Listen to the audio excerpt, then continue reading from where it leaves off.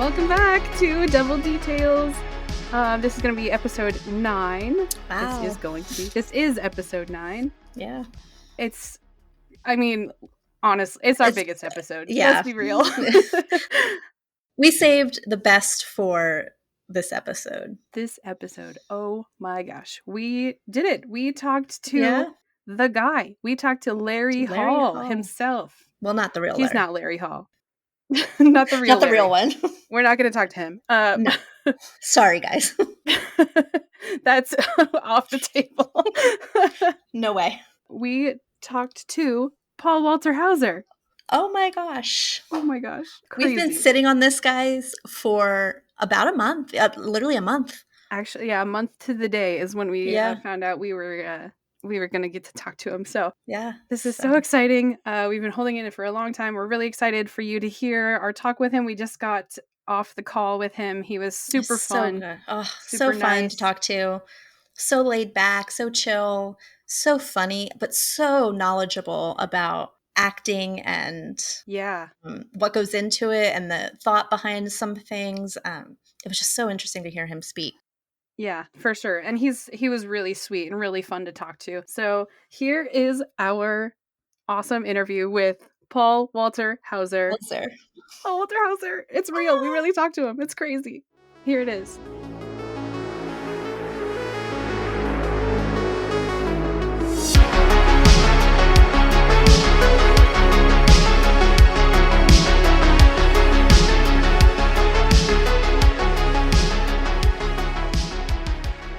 Thanks for having me. Thanks for watching the show and making a big stink about it. Yeah, totally. It's been so fun. So who all have you spoken to so far? Oh my gosh, we've spoken to a lot of people. It's been unbelievable. We talked to Joe Williamson, who played C.O. Carter. Mm-hmm. He was so fun. Yeah. We talked to Natalie Kingston. She's cool. She was great. And we talked to... What else did we talk? We talked to your twin, Jake McLaughlin. Yeah. I really liked working with all those people. I can't believe how different Joe Williamson is from his character. Right? Yeah, so different. My wife and I can't get over that. Yeah, he's super nice, and he was really good in that character. And even physically, he looks completely different now. Yeah, I think he put on some weight for the role, and it was a little more unkempt. And then when I saw him, he had thinned down. His hair was done. He was wearing a suit, and he looked all thin. I was like, dude, well done. Good job, man. Yeah, absolutely. Yeah, at the premiere, he looked really good. Yeah. So what got you, before you start asking me questions, what got you two so excited about the show? Because I noticed the podcast seemed to happen pretty quickly. Yeah, so Kristin and I have been friends for a few years, and we just bonded over our infatuation with Taron Egerton. Really, that's how it started, and that's how I get it. Yeah, right. So it just went from there, and then so when he was announced for this project, we just started following along with the making of it, and just like any sort of behind the scenes tidbits we could get, we were eating it up. And then when around when the trailer came out, I just kind of had this idea, like, what if we made like a podcast and just kind of talked about this show every week? Because I knew I was going to want to talk about it, right? Just because I was already bugging my friends and family about the show that was about to come out. So I'm like, I know I'm going to need an outlet for this. Yeah. So roped Kristin into it with me, and just kind of went from there. Because it's been fun to watch each episode and then talk about it, because you get so excited about it, and it's been nice to have this outlet now. It's fun to dissect each episode of television just in general with a buddy like that. That's really cool.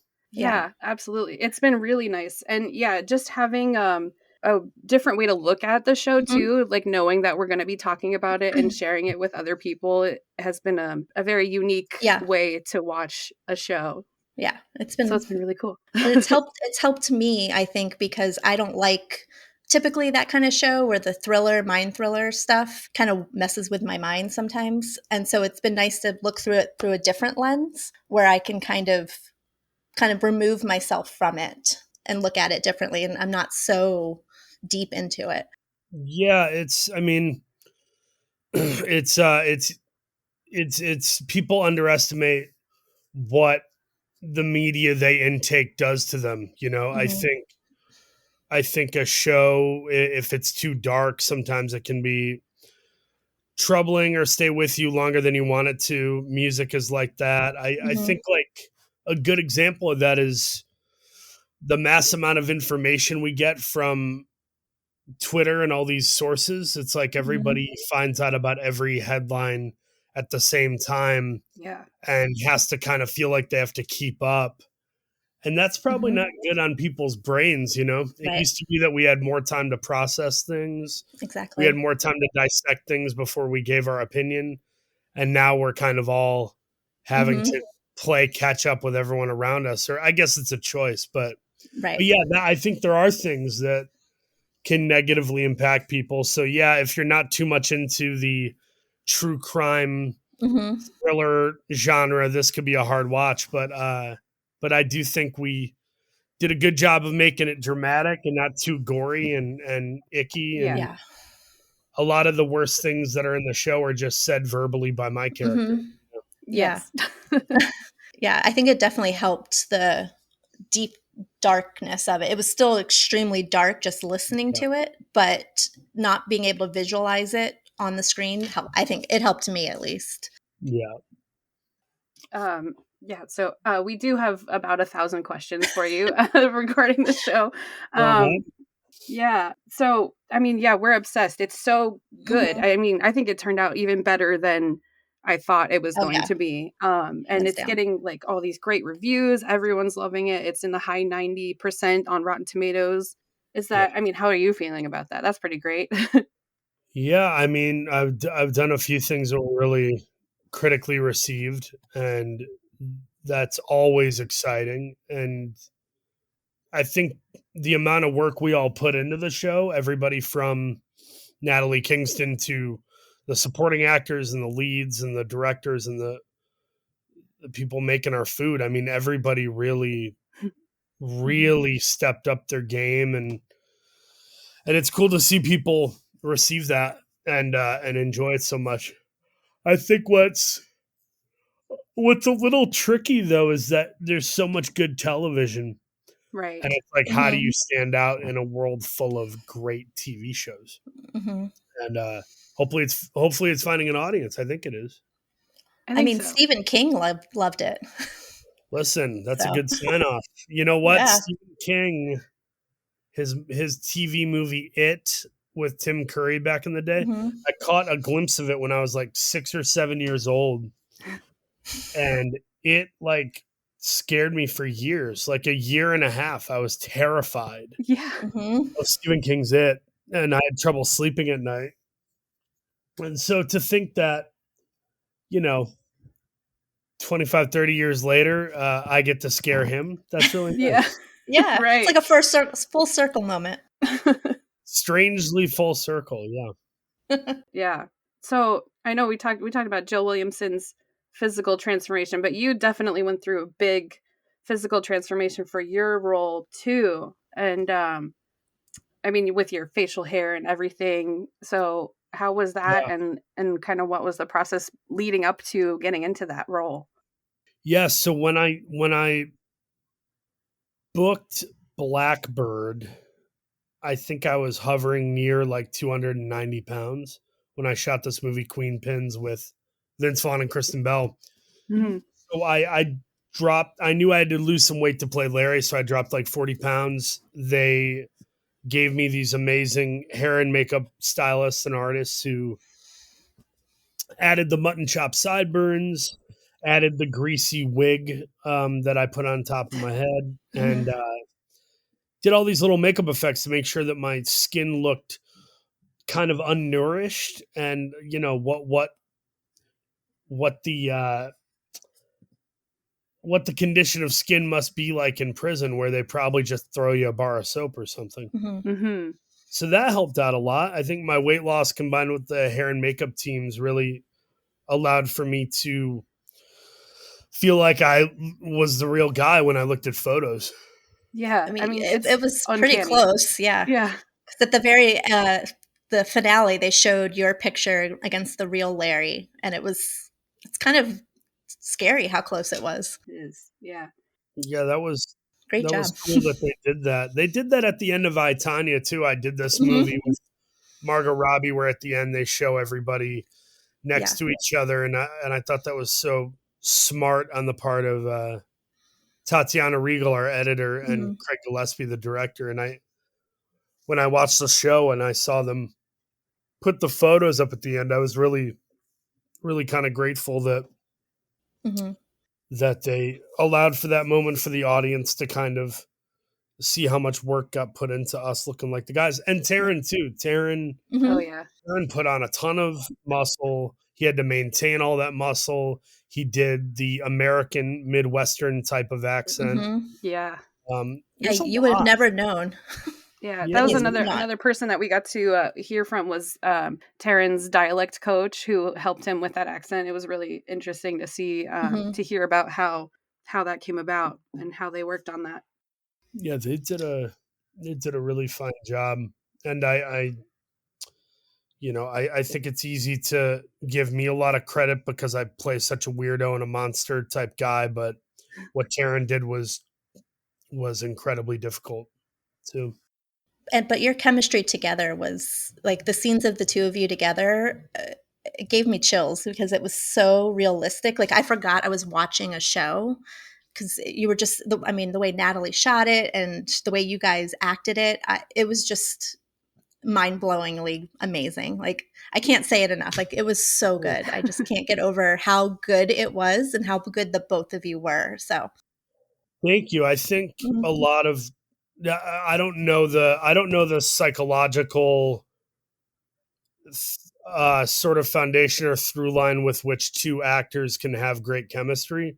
But I know that for me, it has to do with us developing a friendship and a sense of trust and admiration before we start shooting.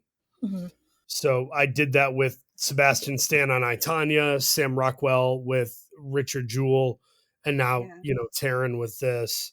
And I think it's really important, if you just show up and it feels like a job, you're not going to have as much of that intimacy, I don't think, unless both people are just such, outstandingly amazing actors that they can fake a relationship. But I do think getting to know each other as humans is going to inform the work you do as it pertains to a friendship or relationship. Yeah, I agree. You can definitely see it in the and it's been fun watching you guys like on Instagram and stuff, just watching like fun pictures and videos of your time, like, behind the scenes or leading up to the making of the show. That was fun. It was very, it's like anything. It's fun making a new friend. Actors and crew people are very lucky that we have the kind of occupation where you're constantly being gifted all these new people you get to meet. So it's like staying at a summer camp and the bunks just keep changing and bringing in new campers and you're making friends with all these new, people. It's really, really fun. Yeah. Is it hard to like maintain friendships like that though? Like, are there certain friendships that you still are very consistently like talking with people that you've worked with before? Yeah, like me, I keep in touch with a bunch of my former co-stars like Vince Vaughn and Harrison Gilbertson and Matt Loria and Sebastian and Sam Rockwell. Like I will text and send each other funny YouTube videos or just checking in, or, if I see one of them in a performance where I really like it, I'm always very vocal. I think some actors are uncomfortable with that stuff. A lot of actors say they don't watch their own work, but if I see something and like it, I always want to encourage people and let them know that I enjoyed it. Yeah, that's awesome. That's awesome. Yeah. Good. Yeah, I love I, Tonya is such a good movie. It's so good. I love that movie. Yeah. Cool movie. Really good, like dark comedy, and you care for all these wacky people, Yeah. Yeah, it was so good. Yeah, and like you said, like the videos that they showed at the end of that movie where like you see just how close like the actual interviews with these people, like especially her mom. I was like, there's literally a bird on her shoulder for this interview. It's crazy. No, I know so many people thought we were exaggerating these characters, but that was certainly not the case with that one. Yeah. Wild. Yeah, it was. I'm old enough to remember when that actually happened in real life. So to see it portrayed, it was kind of surreal, and it was very realistic. Yeah. So I was very into ice skating when I was younger. Yeah, I remember that too. Yeah, I've gotten to play all these 1990s stories. These like true, like Richard, Jewell, Tonya, and Blackbird are all 1990s stories.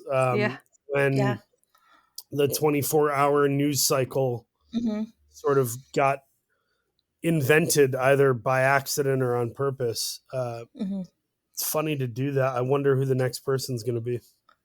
Yeah. So is there somebody that you would like to play that's from that era? There's a couple. Or not from that era. Yeah, or any era. There's a wrestler that I'm fascinated with named Mick Foley. And he was this guy who did a bunch of insane stunts and, almost killed himself trying to entertain audiences. And that'd be fun to play. I really fascinated by Teddy Roosevelt. Oh, yeah. He was kind of, he had like aggressive PTSD, possibly, borderline personality. I don't know what he had, but the more I read about him and the more I study him and research, the more I realized this was a deeply disturbed man who had these really brilliant ideals and dreams for the American people. And some of them were great, and then others were just total, complete disasters. Yeah. And, it's interesting to see someone equal parts excelling and then also just falling on their face. And what's funny is I think that still happens in politics. Oh, for sure. Yeah. Because of the tribalistic nature of all the parties, it's like they won't admit defeat even when it's obviously real or true. Whereas, back then I think you couldn't hide it as well. Yeah. That'd be an interesting one to see. I know that people have also been floating your name out to play Alex Jones in like the recreation of all that drama that just went on. I would do it in a heartbeat if it was a good director and maybe a good dance partner. I just think that guy is insane, and his voice is a lot of fun to do. I do it for my friends sometimes. See, you're already ready. Yeah. Already ready, man. Already ready, rearing to go. Speaking of voice, Larry's voice is so specific. And there's not a whole lot out there that really shows his voice. How did you get into that space, and was it hard to stay into the whole time? It was super hard to keep doing because it was so annoying, and and it does put a strain on your voice. I lost my voice probably twice while shooting the show. Oh, wow. And, I'll be really honest. I don't think I've said this in the press yet, but I found some audio of Larry, some like 10 to 20 second composite audio on YouTube and stuff. And I remember it being pretty high pitched, and then me thinking, oh, I got to bring it down some. And what was interesting is when you watch me in episode 1 and 2, the voice is much lower and probably closer to the real Larry. Then it kind of starts peaking and getting higher in the 3rd and 4th episode. And I told the creator, Dennis Lehane, I was like, dude, I think the voice might be all over the place, whatever. And he really talked me through it, and we agreed that no, Larry's voice gets higher because he's lying. In the real world, he feels he's okay, but now behind bars, the facade has sort of thickened with the plot. And he, when he's cleaning up the cafeteria and talking to Taron's character, Jimmy Keene, about remember candy stores and these pretty cheerleaders and the ice chests in the windows, like it's really just him imagining the 1950s. Yeah. Yeah. It's everything he's saying sounds way more like Leave It to Beaver, Andy Griffith Show than it does reality in the 1980s or 90s, which is when he grew up. So, there's such sort of needless and lazy lying going on at any point in any episode that we decided, like, let's let it get high. And then when I say something really odious or disgusting, like when I say, how old was your youngest person you've been with? And he says, you first. And then I say to him, like, you first. I have one where I drop my voice all the way and I go, you first. And it sounds nothing like Larry, because that's the real evil kind of hiding tonality. And I've been masking it with this Mickey Mouse voice, Wow. That's very cool. I did kind of notice that because I rewatched the whole show a couple weeks ago, like for our sort of wrap up episode, and it was like it did kind of like start not as high pitched. Yeah, that's very cool.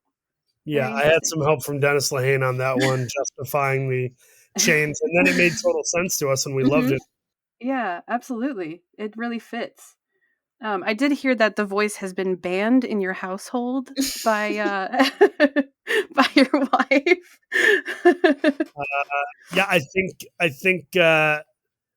think Larry's done. I don't think he gets to show up in the house anymore vocally. It's probably good. I had done an audition to play Truman Capote for a TV show recently. So at one point I was switching between the Truman Capote voice and the Larry Hall voice, and I think my wife was ready to pack a bag and leave the house. No more voices. Nope. She's like, play a fictional character that just uses your own voice, maybe for once. Totally. I mean, I'm a menace when I walk into offices, especially over at my publishers at Random. Everybody takes everything on their desk and shoves it under because I pick up letters like this and I read them. Also, I have this great talent for reading upside down. Would you mind leaving? Your energy makes me feel itchy. Have people been doing any like impressions at you of this voice? It seems like this voice is just ripe for like parody or like making fun of in some ways. Do people ever do it at you, or have you noticed that? Yeah, a couple people, especially if they've had something to drink and we're at a party or something, and they're like, "Hey, you got to hear my wife do the voice," and then they'll pull me over. Yeah, no, it's a very crazy voice. For some reason, it seems that voice is sort of what people are most impressed with. Like, how do you act while doing the voice? But in a way, it's almost less impressive because when you do a character voice, it makes it easier to act. So you don't even feel like yourself as much. Right. And it's almost as if you're kind of hiding in the voice. I did that with Cruella. When I did the Cockney British accent in Cruella, it made everything way easier, actually, once you get it down. It's interesting. Cool. Yeah, that is interesting. Kind of vermin I deal with. They don't wait for an invitation. What they do is they get in, they buy posh people who then froth at the mouth, their eyes spin the back of their heads, and then the posh people die. Kind of like eating in a scene. A lot of actors love eating in scenes because it's like you're doing something that kind of takes the focus off the fact that you have to act. Yeah. That busy work actually becomes helpful in a weird way. Kind of take yourself out of it. Yeah, in a good way. Speaking of eating, Larry's mannerisms, at one point he's eating bread. We have to talk about the bread. And I don't know if this was a character choice or if it was just by chance you were eating it out of the middle. Yeah, that was just a weird thing I improvised that I thought was... It was so good. Funny or interesting. It's, you know what it is? It's me doing that is like a little kid who says they need the crust cut off of their sandwich, right? The path of least resistance. He's just going to take a bite out of the middle of the bread, his favorite part, and then stick his finger through and play with it. It's very Yeah. it's very childlike, and it's also weirdly selfish. It's saying, I'm going to take out my favorite piece of this thing, and then the rest of it I'm just going to kind of play with and throw away. Yeah. It doesn't, I'm not doing anything monumental, and yet it speaks to the character in a really interesting way, right? Yeah. There was this tweet that I saw where someone was like, of course he did it. Did you see the way he eats bread? That is serial killer 101. I saw that tweet. That's hilarious. Yeah. But yeah, just there's a lot of Larry-isms that kind of are, I don't know, really sold the character. Like the bread thing was big. And then like there was this part in, I think episode 2, where he's reading the waiver of rights, right? And he's like, can I read this first? And he takes the pen and he just like holds it under his nose. And he's like, just kind of, there's just a lot of. Yeah, just little disturbing stuff like holding the pen under my nose and smelling it, or babe, you can come in if you need to. Holding, you want to come say hi? No, you don't want to say hi? This is my wife, Amy. Say hi. Hi. Y'all doing well? Yeah.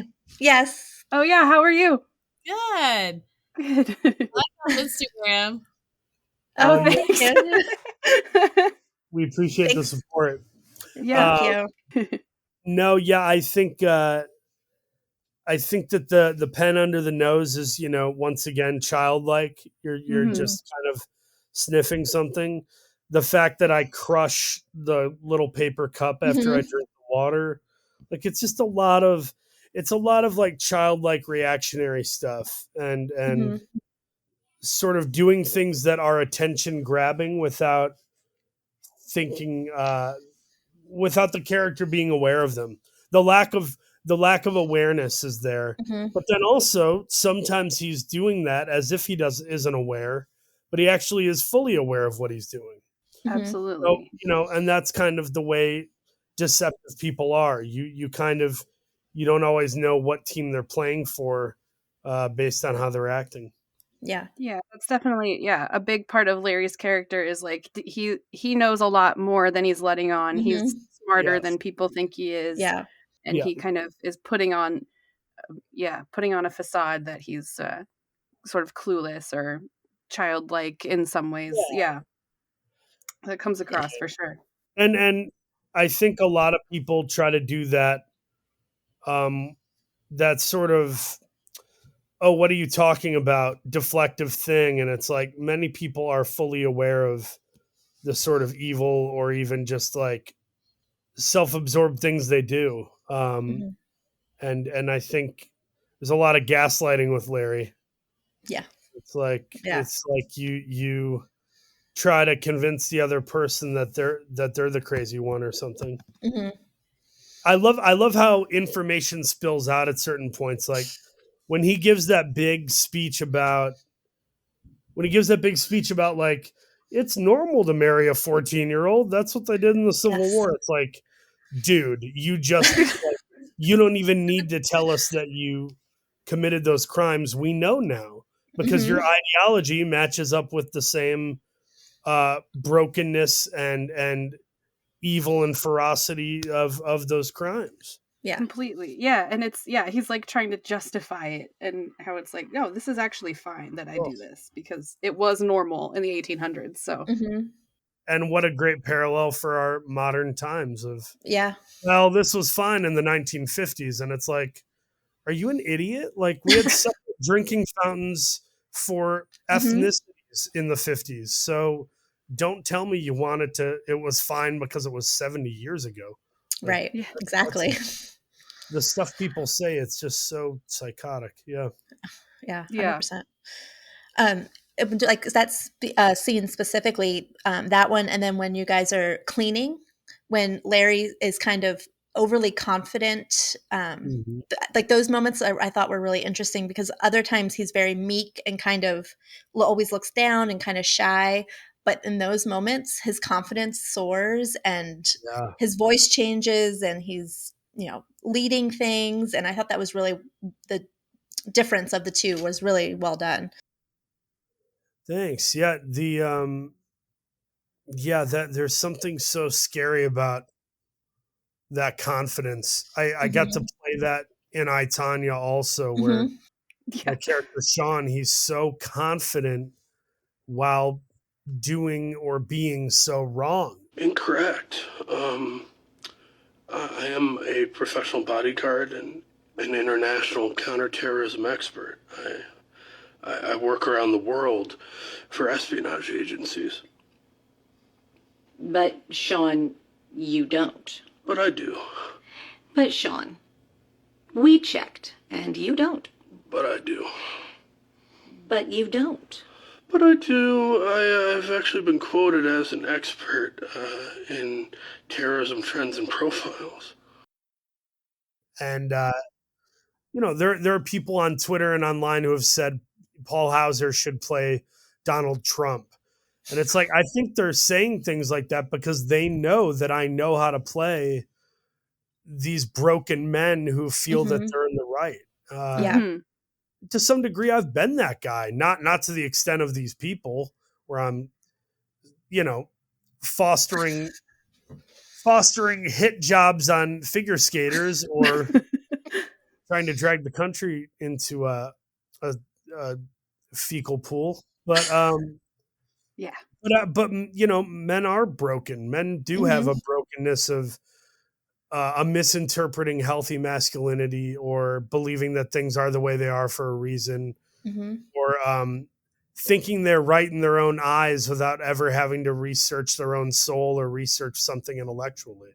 These are just innate traits based on our sort of shattered history of behaviors that becomes, systemic. So playing these characters is really, it's fun for me because sometimes it can be comedic or quirky.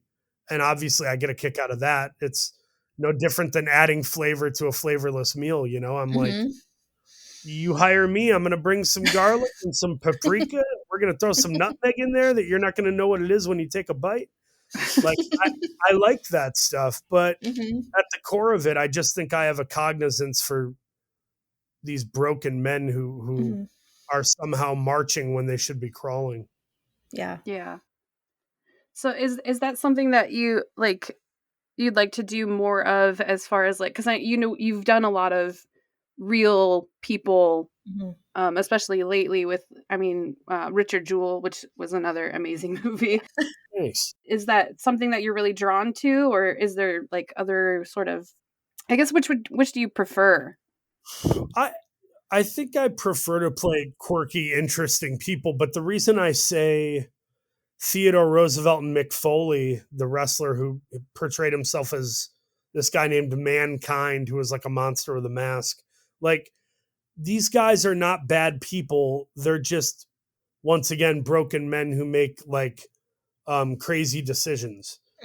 So I would love to kind of pivot from like all the evil, icky guys getting arrested to like broken leaders or broken people of status, like a celebrity wrestler or like a former president. I would be really interested in doing that. But at the end of the day, it's like, I don't have a million offers. I'm picking and choosing only to a certain extent. So you got to see what they bring you. And I get brought a lot of icky stuff and a lot of dumb characters.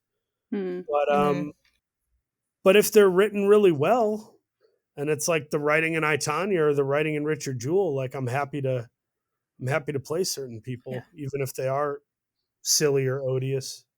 Well, I hope that Blackbird kind of changes that a little bit for you and gets you more variety of offers and stuff. Because it's amazing. Your performance in this show is wild and great, and so hopefully that kind of it puts more people on your radar, or puts you on more people's radar. Yeah, hopefully. As far as getting more stuff like that. With this being such a heavy and dark and sometimes gruesome scenes, how did you lighten the mood like after cut was yelled? Like, what kind of things did you guys do to kind of keep the mood better so you weren't stuck in that darkness? No, totally. I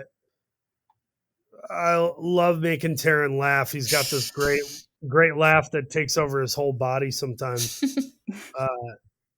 I just nothing makes me happier than making people laugh. Like there just isn't. There is nothing since the time I was born. There's nothing I would rather do than try to find ways to bring laughter to other people. There just isn't. The whole me trying to do drama thing, that's just my ego trying to win an Academy Award or an Emmy or whatever. Like I like it and I'm certainly proficient at it, but like my real love is making people laugh. So between takes, I would constantly try to sing Muppet Christmas Carol with Taron or walk up to him and like I'd walk up to him and pull on his shirt and he'd turn around and I'd go, "Hey Taron, can you sing Candle in the Wind?" Just like I would just do dumb stuff to try to make him laugh or steal his attention. It's almost like a hetero version of flirting where I'm going up to men like him and Greg Kinnear and I'm just like I'm trying to get them to laugh. That's my, satiation. So we did a lot of that, and offset, we'd go out and grab drinks and go see a movie in the theater and talk about our dreams of like what we hope to do in our profession someday, who we want to work with. Like, there's a lot of that dreamy, just fun chatter between two actors, and we definitely tried to keep it light when we could. Some days you just can't. Some days you gotta keep your head down, do the work, go home and try to sleep. And then the next day when you see each other at the gym, kind of unload on each other and vent about how hard the day was, Yeah, I bet. I guess that the one scene that I would want to bring up that is like a darker scene is the scene between you and Taron in that wood shop. We talked to Natalie Kingston a little bit, but we talked to her for our episode 4 episode. And so she alluded to the fact that there was a big scene coming up that was her favorite scene to shoot and everything, but we didn't get to actually talk a lot about it with her. So maybe can you talk about like how that day went for you guys and just the process there? Yeah. Are you talking about episode 5? Episode 5. Yeah. Yeah. So that was directed by Joe Chappelle. And Joe was really good about giving us as many takes as we needed to really try to get the performance. At one point, they were just doing kind of back and forth shots, like the ones where they'll go to Taron's right side and then shoot me. Then they'll go to my right or left side and shoot Taron, And those are kind of your normal close-ups, but then they got the idea for that oneer where they stay on the camera in one shot and they start pushing in slowly and then it turns at the end and lands on me. Right. That was it's like a simple shot, but it's also ambitious because you have to time it out perfectly. And the hope is that the camera, as it moves, it's not taking attention away from what's being said or done on screen. Mm-hmm. So it is kind of a tricky thing. And I don't know how many we did of those, at least 2 or 3. And I remember the one they used, I remember it finishing and everybody afterwards being like, "Yo, you nailed it. We timed it out. Thank you for hitting that."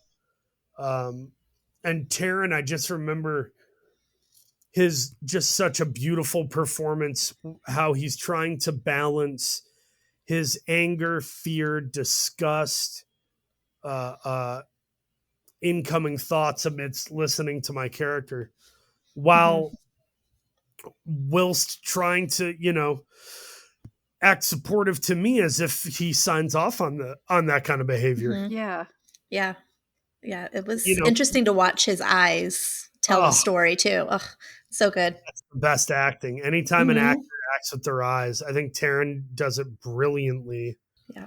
I certainly tried to do it. I think another guy who does it really well is Bryan Cranston in Breaking Bad. Yeah. Because he has all this secrecy and he has to still show up for his regular life stuff. Mm-hmm.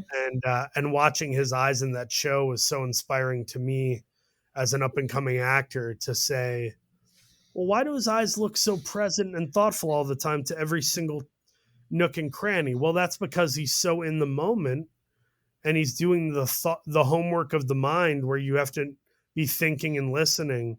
Mm-hmm. Just doing that elicits a great performance. Mm-hmm. Just knowing your character and then listening and letting the eyes do what the eyes do when you're listening. I mean, that's a pretty brilliant, simple technique that more actors probably should employ. Yeah, I agree. You can tell a lot about an actor by their eyes and how good they are. I think. I always say that. And I think I've mentioned it multiple times in our podcast that both you and Taron act with your eyes. And I've noticed it in every episode. Yeah. No, the speech at the end where I start talking about the young woman crying out for her mother, that was my least favorite. There were maybe 3 or 4 moments I really hated doing, but that was far and away the worst of them because that has happened, and in that case, assumedly, probably did happen. And you just feel so bad, and it's so tough having to say it with conviction when you're playing that guy. It's not, it's similar to when I did BlackkKlansman for Spike Lee. There were days where me and Adam Driver and Ryan Eggold and Jasper Pakkanen were walking around saying the N-word. It's like, that sucks. And it's not fun to do, but you do it to serve the story. And you're lucky to have the support of people like Spike, employing you to take on those characteristics. Yeah. That's another great movie. Yeah. I'm a big fan, Paul. Yeah. Thanks. I've been lucky. I've done some cool stuff. Yeah, definitely. My dad is a huge fan as well. He, I think he was more excited when I told him that we were going to interview you because he started listing all of these movies. Richard Jewell's one of his favorites. So my dad is a huge fan. What's your dad's name? Steve. Yo, Steve. Thank you for watching, dude. Your daughter's crushing this interview. Give me good daughter points. Thank you. Nice. He'll make that his ringtone or something. Yeah. He probably will. Sorry, I'm just like, I had COVID last week, and so I'm feeling okay now, but I still have the gross voice. Yeah. And cough. Do you have your sense of taste and smell, I hope? Yeah, no, I never lost my sense of taste or anything like that. It just mostly felt like kind of an annoying cold, and like the fatigue was the worst part of it. I'm still just constantly overly tired. I thought I was always tired before. No, like I come home from work and take like a 2-hour nap every day now. It's I used to think I was so busy and so tired and so stressed. And then I got married and had a kid and have had these life events. And I'm just like, I didn't know what stress was. Right. Like, oh, woe is me. I only had 4 hours to binge watch TV today. Like, I don't know what the hell had gotten into me, but I definitely thought life had been at times difficult, but I didn't even know the meaning of the word, It's funny. Yeah. It's funny how things change and you're like, wow, I was not prepared. There's a whole other human here now that you have to deal with. What's sleep? You don't know how immature you are until you have to step up and be responsible for other people. Yeah. Once you start doing that, it's like, whoa, okay, this is accountability. Let's go there. I wanted to bring up actually. So you've worked with Greg Kinnear before Blackbird. Yes. So I love the show Unbreakable Kimmy Schmidt, and one of the best episodes is the one where it's you and Greg Kinnear, and you're being represented by I think Zachary Quinto was your agent. Me, Kinnear, and Zachary Quinto or Quinto. I don't know how to say his name, but I laughed so hard that day. I think I blew a couple takes. Kinnear says something about his representation, and he goes, "Now I'm doing a stomp on Broadway," and then he just starts like banging stuff and saying stomp, and he goes, "I'm doing the voice of the breadbasket in the Nom Noms movie," and like. I thought I'd swing by and pick you up because I was in the neighborhood with the star of Baby Mama. Greg Kinnear? New friends are best friends. Hey, Trip. Listen, you got to go with Eli. When I met this guy, I was wasting away on Eve. But he got me off the club drugs, on to talk soup. Next thing you know, I'm playing a basket of roles in the Nom Nom movies. And next, fingers crossed, I'm going to Broadway. Yeah, Chekhov, Shakespeare stomp. You like stomp? Bang! Stompity stomp! Hey! It's just like there's lines he says so sincerely, and I was dying laughing. So fun. It's such a good episode. And I bothered Greg too. I pulled him over. I said, "Can we get a picture? Can you talk to me about Little Miss Sunshine? Tell me about working with Jack Nicholson." Like I still to this day have questions I want to ask him. I love that guy. Yeah, he's so good. And I love that he plays himself in that show too. It just it's hilarious. And then ends up in Cats on Broadway. That guy Titus is just one of the greatest characters ever. So good. Yeah, he is good in that. So funny. Also, Ray Liotta was in another episode of that show. It was like, there's a lot of Blackbird connections in Unbreakable Kimmy Schmidt. Yeah, Ray. I think Ray was friendly with Tina. I think they did the Muppet movie together. And I think they did Date Night together. Oh, okay. Yeah. That would have been the connection. Yeah. Oh, it's so good. So I had to make sure that I brought that up. Also, my best friend wanted me to say Juggalos for life to you while we were on the call. Juggalos for life, bro. Yeah. That was the other night. I was at a birthday party and I saw Glenn Howerton for the first time in 12 years. He's bald now. Listen, he is a silver fox. But I got to chat with him for like an hour. It was such a blessing. I hadn't seen him in over a decade since we shot the show. Yeah. It's Always Sunny in Philadelphia. Yeah, great show. It is good. So I know that you are working on you're working on something right now. What is that going to be? Like a new project that you're working on? Yeah, that was the After Party. I did season 2 of the After Party with Sam Richardson and Ken Jeong and all these really, really funny people. The cast is just huge, and I think the show's going to be really, really funny. I've been a fan of Lord and Miller for a long time. I love their Spider-Man movie and 21 Jump Street and Last Man on Earth that they did with Will Forte. I love that show. Yeah, those guys are so good with comedy and telling heartfelt stories, and this is no different. They really knocked it out of the park, and I got to, last summer I was playing Larry. This summer I was improvising with, John Cho and Anna Konkle and Elizabeth Perkins, and it was just so fun. I really, really hope people watch it. I think it'll drop January or February. Okay, cool. Yeah. Be on our radar. As far as movie stuff, I got this movie I did with Sydney Sweeney called National Anthem, and that'll be out next year. I'm hoping it goes to like Sundance or something. I don't know where it's going to end up, but really good script, and I got to play like a nice, sweet, normal person instead of total creepazoid. So that was cool. That's good to go from the craziest, most disturbed person into a nice person. Yeah, that's a good feeling. Yeah. Right on. Cool. Yeah, we'll have to look out for those for sure. And then there's a movie that I keep seeing. I haven't looked into it yet, but like Delia's Gone. Is that what it's called? Yeah. What is that movie? It keeps saying it's out in theaters everywhere. It is not out in theaters where I am. Me either. I don't know what theaters it's in, but I don't know that it made enough money to warrant more theaters running it.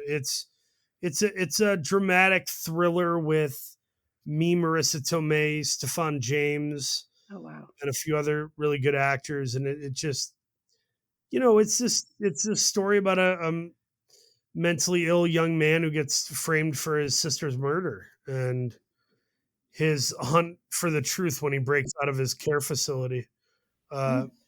So yeah, I mean, listen, I'd be lying if I said it was like one of my favorite movies I made, but I looked at it like it was an opportunity to work with Marissa Tomei. Right. She's amazing. She's great. And Stefan James, I think, is having a cool moment ever since If Beale Street Could Talk and Homecoming with Julia Roberts. He's a really terrific actor too. So proud of him and his performance. And yeah, I hope people who watch it enjoy it. That would be nice. And then I got the new season of Cobra Kai drops this Friday. So that'll be something to watch out for too. So you are okay. Yeah, that was something that my mom wanted me to ask you about, this Cobra Kai. I tried keeping it a secret for forever. And then I was like, dude, everybody knows my character had a huhuge cliffhanger. He's right, exactly. Just going to start telling people, and I haven't had my wrist slapped yet. So I guess it's okay. We can keep the secret if you need us to cut this part out. Nah, I don't care. Because we've been keeping the secret that we're having you on the show for a long time now, but we've also been telling everyone who we've talked to. Like we told Cullen Moss and we told Jake, we're like, oh, we're going to talk to Paul. So they both send their love, by the way. Yes, they do. I love those guys. Cullen's a really good actor, and man, Jake and I really bonded playing brothers. That was cool. Yeah. Well, did you guys know that you were brothers already before Blackbird? Because Kathy Bates had Kathy Bates played our mom. Yeah, exactly. You're already brothers. Yeah, it was meant to be. I got to text Kathy Bates. I invited her over to meet her fake grandchild and my wife, and she's been staying at home. I think the COVID stuff is pretty gnarly, and she's probably trying to be careful. But she was so sweet. She sent me a box of Scholastic books for my kid the other day. Nice. That's so nice. I gotta check in on her. But yeah, me and Jake are Kathy's boys. Yeah. So is Sandler. So is Phil Hoffman. Yeah. There's a bunch of us. Yeah. Yeah. She's got a lot of kids. A lot of good boys. She is fantastic. That's so cute that she sent books for you. Like she's really like, here's my grandchild. Let me spoil him. She's a sweet lady. I miss her. We text once in a while though to check in on each other. Yeah. Oh, good. That's awesome. I love her too. Yeah, she's awesome. She's good in everything she's in. Yeah, she for is. sure. She's one of those. Mm-hmm. Yeah, and like a wide range. Like she played in The Office and Titanic. Unsinkable Molly Brown. Yeah, everything. Yeah, she has great range, and she's the kind of person who can play a villain but still be sympathetic. Mm-hmm. Yeah, for sure. It's not easy. One more thing that I wanted to bring up. Taron did this Twitter Q&A a couple weeks ago, and somebody asked him if he would ever do like a Christmas album of like Christmas covers, and his answer was that he probably wouldn't want to do an album, which I think is a complete mistake. He totally should, of course. But he said, he was like, Paul raps, and so I think I would do something with Paul where like you two would collab on some sort of Christmas, I don't know, hip hop thing. Would I put out a Christmas album of covers? Don't know. Not sure. Maybe. Probably not. You know what I would do? It'd be quite fun because Paul raps. So maybe we could do like a sort of festive holiday Christmas crooning hip hop album. Me and Paul. How do you feel about that? Eh? Could be good. So how do you feel about that? Would that be something you'd be into with Taron? I had not heard of this, but it's I'll send a link. If Taron is in, I'm in. I think it would be a Christmas heat. Let's do it. Maybe we could do a Christmas song together and release it, in December, and have all the money from the downloads go to charity or something. That'd be cool. I think that's a great idea. That would be amazing. Kind of fun. Yeah. I think you guys would be awesome. It would be a hit. I think you guys need to connect on that. That sounds amazing to me. I like that idea. I'm in. He and I haven't done karaoke together yet, but we talked about it like 30 times. So, yeah, we have to figure that out too. Totally. Yeah. Do a whole album of karaoke with a Christmas song thrown in. No, I think that would be awesome to do some like a hip hop Christmas something. That'd be so fun. I'm in. I'm totally in. Yeah. And if anybody wants to look my music up, if they so dare, I go under the name Signet Ringer, and and the album is called Murder for Hire, but Hire is Higher instead of HIRE. Okay. I quit the murmuring, doctorate and burying, hurrying until I drop the words of the servant king. Said don't be serving me, liars be swerving me. Jolly good, you thought the chap could cap an ass, but I'm murdering for hire. You are going to do exactly what God wants you to do. We'll link that in our show notes too. Awesome. Like the Spotify and Apple Music or whatever. Yeah, we'll do that. That's awesome. Is there anything else that you want to say to our listeners, to Blackbird watchers? You know, whoever watched the show, thank you. We worked really hard on it. We're grateful that Larry Hall's behind bars for life. And we hope that it adds to the true crime craze, that people can dissect why people do what they do. And the importance of things like journalism and law enforcement. Journalists and police and all these people, they're under a microscope, which they should be, because they have to be held to a higher standard. There's an accountability that is deserved of the American people and the taxpayers and the people that buy those magazines or subscriptions or fund these places. But at the same time, these are really important pillars of our communities and in our world, and it's nice to see them do their job in this show. Yeah, for sure. One of the people that we actually got to talk to early on, we talked to Hillel Levin, who was the co-author of the book, and it was really interesting to get his perspective on the whole, like, true crime and coming at it from a journalistic standpoint. It was really cool. Interesting. Whatever. I doubt Hillel did any of the work. It was probably just Jimmy Keene. Jimmy Keene did all the work. Levin was probably just there to get a paycheck, right? That's how it works. Yeah. He typed it. That's the story on us. Yeah. But this has been awesome. Talking to you. It's been amazing. Like, just super highlight of this whole podcast for sure. We really appreciate you coming on and you reaching out, and a dream wish guest. Yeah, for sure. And all of your publicist people have been super nice accommodating, and you have a good team of people. Yeah, this is fun. Thank you for having me. Thanks for supporting the show the way you have. And for those listening, I did not know these young women. I just saw their tenacity, and I saw what they were doing, and I said, let's do this. So for those listening, sometimes you do the work, and if you're nice, good things happen. Thank you. That means a lot. Thank you so much, Paul. You're awesome.